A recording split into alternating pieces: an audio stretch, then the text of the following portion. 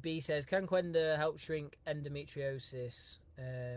She had success with shrinking them before and she's hoping to continue with that process. Yeah, so I have an interesting theory on this, and I've learnt this from a doctor that's very well known anyway, let's put it that way. Dr. Nazim, I think he's called. And the way I see it is when there's too much toxicities in the body first makes inflammation.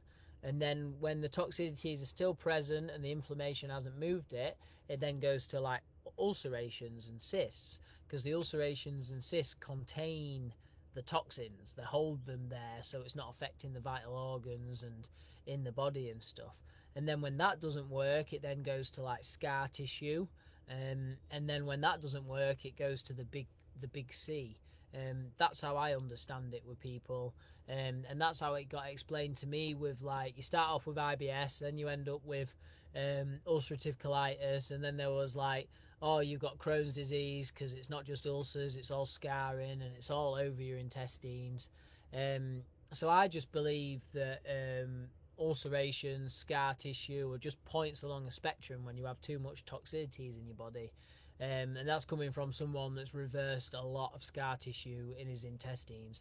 I had a 10 mil narrowing in my intestines, which is literally like, yeah, not much, like a nail, the width of your nail. Yeah, it was 10 mil, and that was where all my stool had to pass through, even though it was like diarrhea. It was so painful when the stool was passing through there.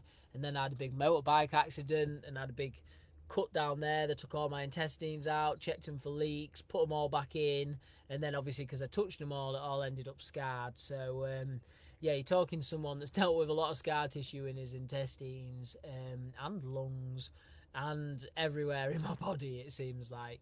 And specifically endometriosis, I have helped people. I have seen people do really good with the Qenda and endometriosis. If you want to go on YouTube, searching, just look at my reviews, and there's one by Amy Connor, and she says how much it helped her with endometriosis. So yeah, it'd be worth looking at that.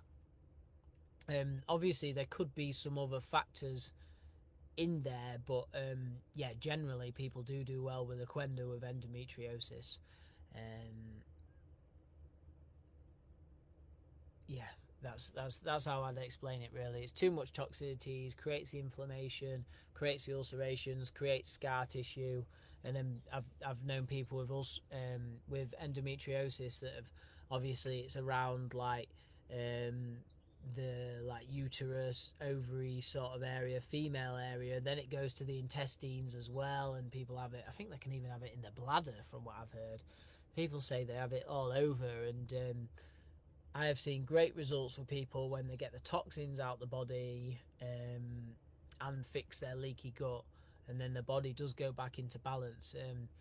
You can go really deep down the rabbit hole and look at like estrogen and stuff like that, but the way if you think about if obviously hormone levels change throughout the month for women, they're on a 28-day cycle, so depending on the point where you measure your hormones, you have to obviously factor your cycle into that as well, because obviously estrogen raises up, progesterone raises up at certain stages.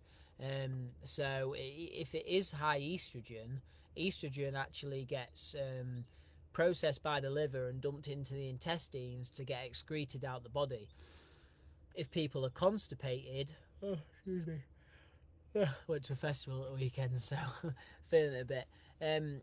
Yeah, if people are constipated, the estrogen that's got processed by the liver and dumped into the intestines, it doesn't have anywhere to go, so it gets reabsorbed. So people can have high estrogen that are constipated.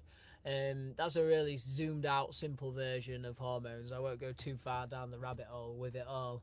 But yeah, if you're measuring hormones, obviously measure it with the cycle in mind, because yeah, there's different levels of estrogen, progesterone, and I'm not going to say week 1, week 2, week 4, because I might get it wrong.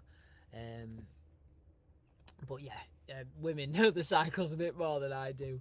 Still trying to learn it totally, but yeah, I think it'll be really good, especially like you said she's got a parasite in there that's just came out. So when you get them parasites out the body, see how the body is without them parasites, because they eat the nutrients from the food, they dump the waste into the eat the nutrients from the food, they dump their waste into the body, not just the intestines, into all over on the all around the body.